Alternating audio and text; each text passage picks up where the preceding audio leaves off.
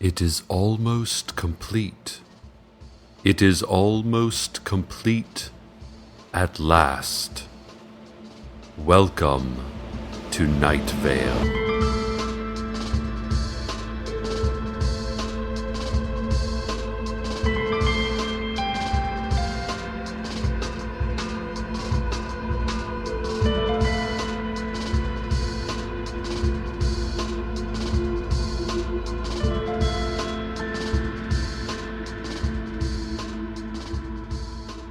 Hello there.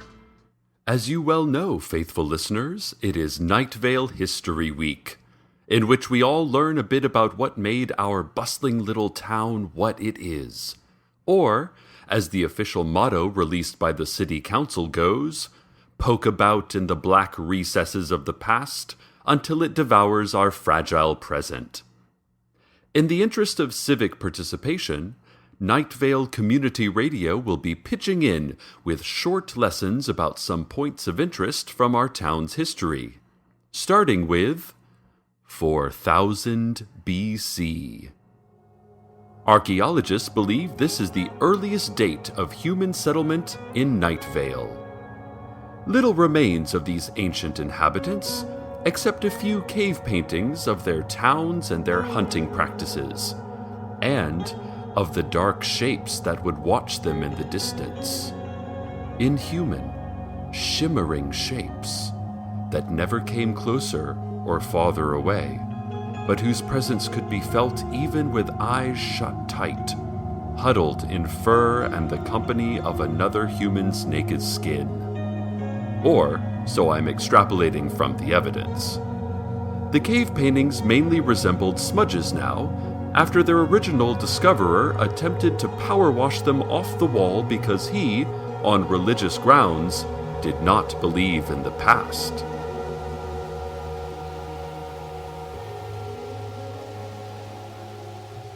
And now, the news.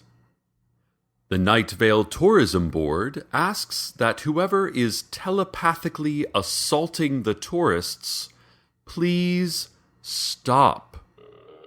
According to the NVTB Executive Director Madeleine Lafleur, there were 2 separate incidents in 1 week of entire tour buses suddenly shrieking in unbridled terror and trying to blind themselves using rolled-up, visitable Night Vale brochures, all to the utter confusion of the bus drivers. Lafleur added, "We just had those brochures printed." Lafleur claims that tourism accounts for tens of thousands of dollars annually for Night Vale, and the town prides itself on hospitality. She said if good-hearted families travel to Night Vale only to find their subconsciouses besieged with unforgettable revelations, horrors buried so deep as to be completely indescribable, revealing wholly unbearable new truths, then we certainly can't expect these people to return, let alone leave good Yelp ratings for local businesses. The city is asking residents for help in determining who, or what, is causing these psychological infractions. The tourism board is offering puppies as a reward for information on this case. Or, even if you don't have information, the city asks that you come get a puppy or 2 anyway. Seriously, downtown municipal offices are overrun with them. In the trees, walls, carpentry, the exterminators are completely stymied by this infestation. Please help. It has been several weeks since anyone in Night Vale has seen the Apache Tracker, that white guy who wears the inaccurate and horribly offensive Indian headdress everywhere. He has not been seen since he began investigating the great screaming heard at the post office and the words written in blood inside. Also, the entire structure of his house has vanished, and the lot where it stood is now a bucolic meadow that neighborhood kids will not ever enter, for reasons even they are unable to explain. I think I speak for everyone in the community when I say good riddance to that local embarrassment. He made the whole town look ignorant and racist. And now, let us continue with our Night Vale History Week special feature. The year 1745. The first white men arrive in Night Vale, which was not Night Vale then, but was rather just another part of a large and featureless desert. I think we can all agree, though, that even as large and featureless as the desert was, the part that would eventually become Desert Bluffs was still probably awful and drab in comparison to our part. In any case, the story goes that a party of explorers came to the area that would be Night Vale, looked around, and immediately left to go find somewhere with more water and maybe some trees. Then another 3 parties of explorers did the same thing. Then finally, one party of explorers all looked at each other, shrugged, and plopped down their stuff. And thus was a proud city born.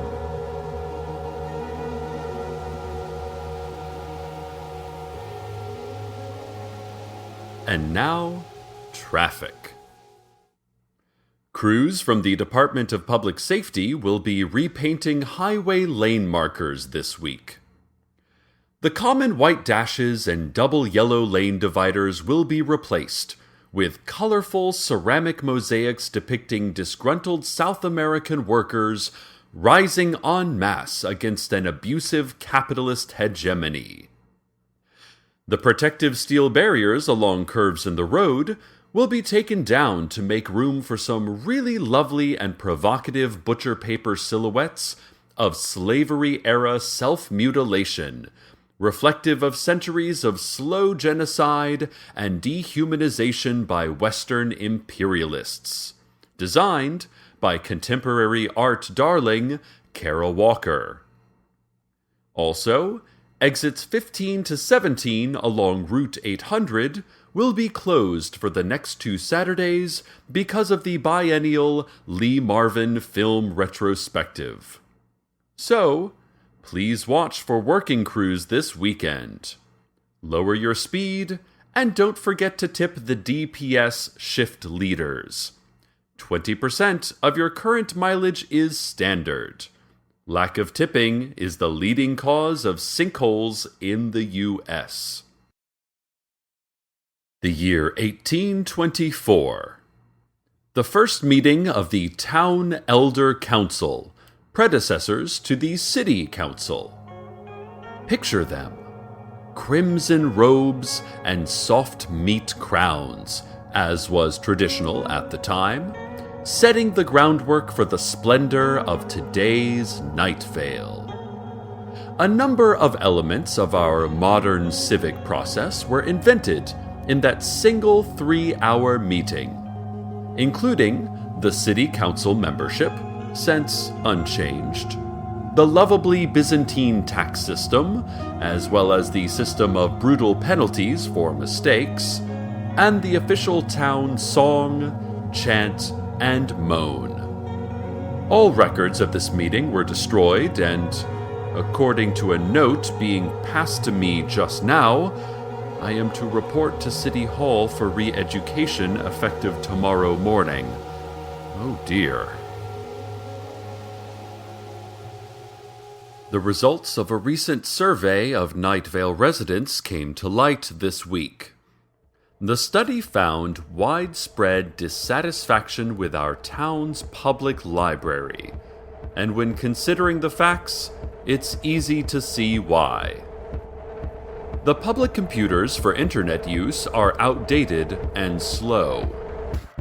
The lending period of 14 days is not nearly long enough to read lengthier books given the busy schedules of all our lives. The fatality rate is also well above the national average for public libraries. The library Bloodstone Circle does not appear to have seen any maintenance or cleaning in some time. there are reports of a faceless specter moving about the biographies section, picking off lone browsers one by one.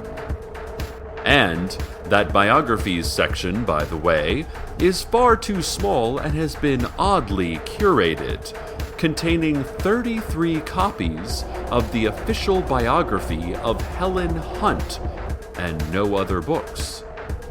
From top to bottom, the public library is a disgrace to our fair city, and I can only hope our city council does something about that soon. Or I may find myself hoping that the faceless specter puts the library to the same mysterious violent end as its many victims.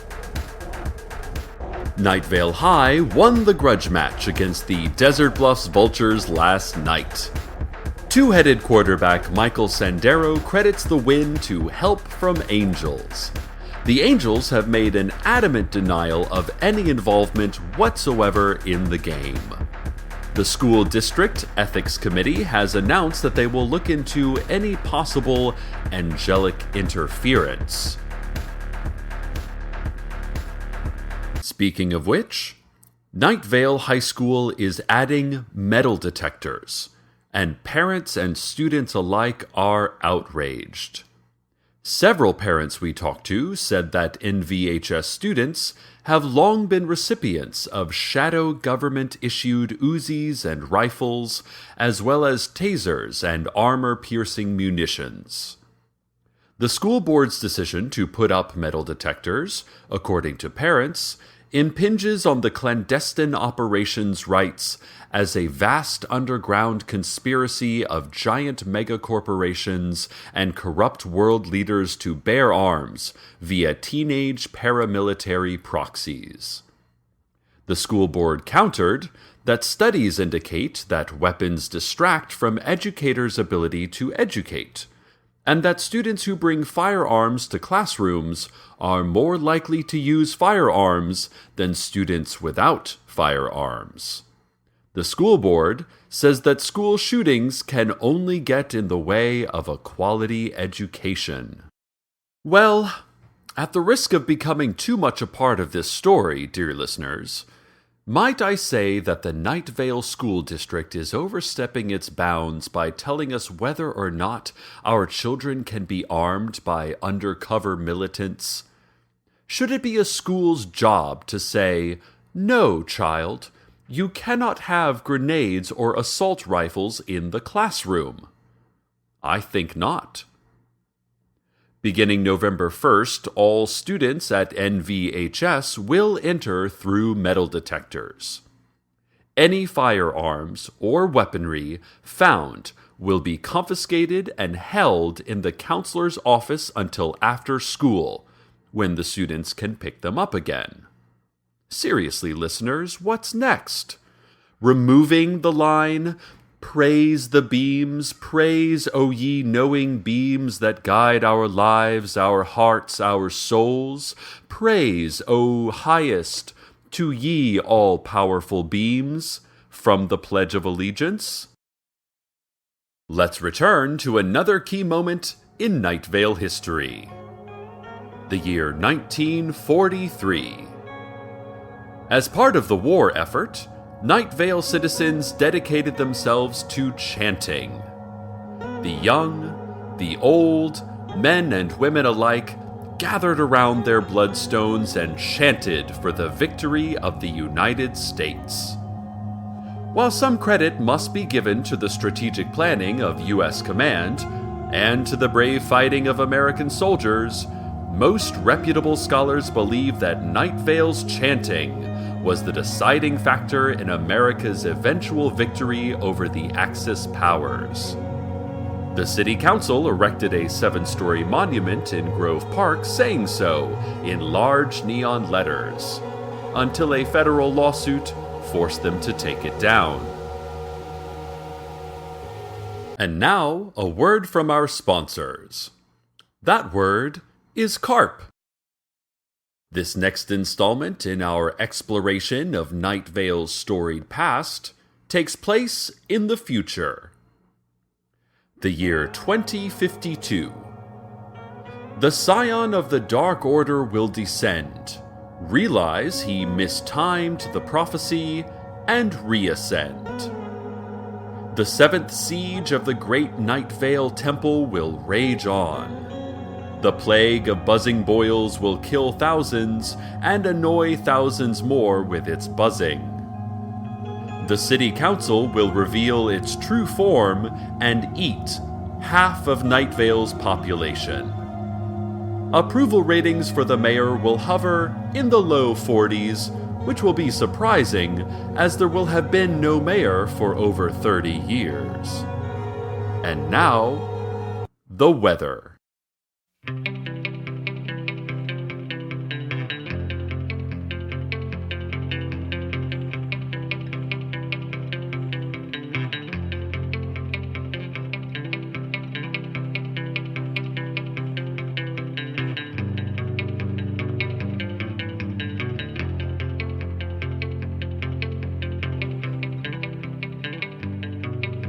I guess by the blood stain of your lips and the wonder of your fingertips, I should prove true to my emptiness and stay here. Well, I'm just a kid of ill repute, but the skin I wear's my only suit, and you're just a substitute for the one that I hold dear. You know you could be anyone. God forgive my tasteless tongue. I never should have been set free. I close my eyes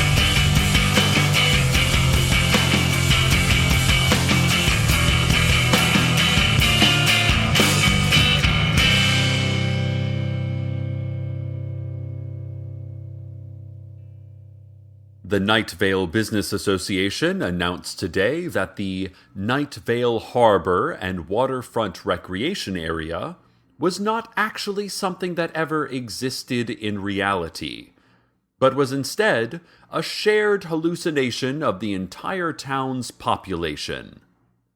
As such, they are proud to declare that they have never suffered any sort of disastrous business failure, and the reportedly massive amounts of money lost on building waterfront facilities in a desert are fabrications of our collective consciousness. They recommend consulting your dream interpretation manuals to determine exactly what this Night Vale Harbor vision could mean. They also said that if you happen to stumble on the waterfront buildings out in the desert exactly where you remembered them, and they seem completely real, standing as vacant and useless as the day they were built, that's because you are still hallucinating and should seek medical treatment immediately. Or have a member of the city council howl at you if you are of the olden faith and do not believe in modern medicine. For our final story in this week's featured look into the history of Night Vale, let's look at the very recent past. Yesterday. I had cereal for breakfast, a sandwich for lunch, steak for dinner. Cars were driven, cars were not driven. The sun gave a great shout of light and then, after several hours of thought, quietly retracted the statement. Old woman Josie dug up a box in a shady corner of her yard and carried it, cradled in her arms like a baby or a delicate explosive, to another part of her yard where she buried it again. An unknown person did something that no one else saw, the nature and extent of which is impossible to determine, and the result of which will be lost in the chaotic chain of causation and consequence that is history. But most importantly, all of us here in Night Vale, in America, in the world, in the secret orbital bases, all of us got through another day. We passed the time from one end of 12 to the other without stopping once. Well done, us. Good job, people who experience time. Time experiencers, good job. And from this moment in history, the one that's happening right now, good night.